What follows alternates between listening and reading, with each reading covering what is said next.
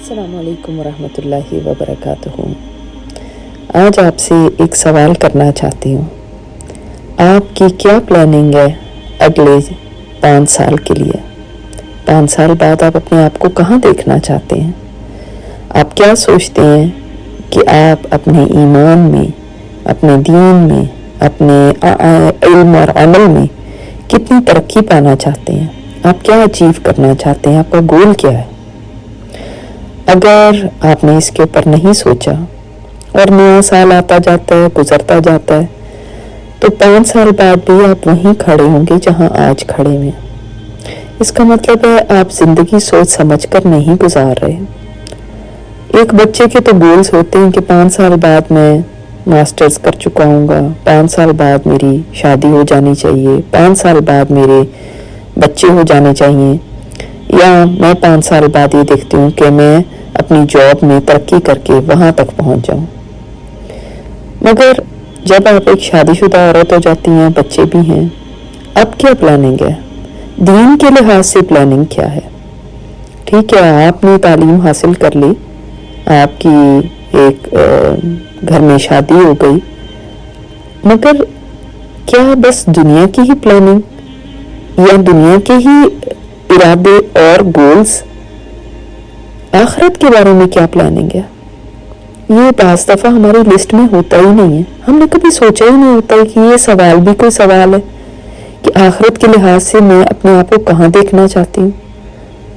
वल्लाहु आलम हमें 5 साल भी ज़िंदगी मिलती है या नहीं, मगर कम से कम कोई प्लानिंग तो होनी चाहिए। बिलफर्ज आपको 5 साल की ज़िंदगी मिल जाती है तो फिर क्या? ये तो इंसान अपने फेलियर का प्लान करता है जब वो बगैर प्लानिंग के चलता है। यानी 5 साल बाद भी मैं कुछ भी पाने का, कुछ भी बेहतरी का कोई भी इरादा नहीं रखती। प्लानिंग के साथ ही सब होता है। तो हमें प्लानिंग की ज़रूरत है कि हम देखें, हम सोचें, पहले तो अपनी गोल सेट करें कि मिसाल के तौर पे मैं अपनी ज़िंदगी में ये बेहतरी लाना चाहती हूँ, ये गुनाह को छोड़ना चाहती हूँ, इन नेकियों को अपनी ज़िंदगी में लाना चाहती हूँ, इल्म के इस मकाम पे पहुँचना चाहती हूँ, इतना कुछ मैं सीखना समझना चाहती हूँ, इतना हिफ्ज़ में करना चाहती हूँ। इस तरह के गोल सेट ज़रूर कीजिए और फिर उनके लिए प्लानिंग कीजिए कि ये कैसे पॉसिबल होगा। तभी ज़िंदगी किसी राइट डायरेक्शन में चलेगी।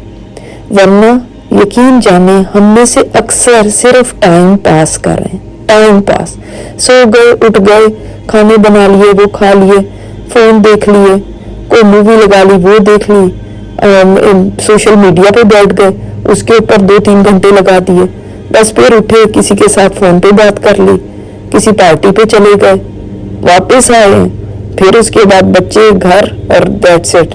सारा दिन गुजर गया और दिन इसी तरह गुजरते जा रहे हैं। बगैर सोचे समझे जो जिंदगी गुजारी जाए वो क्या फेलियर की तरफ नहीं जा रही?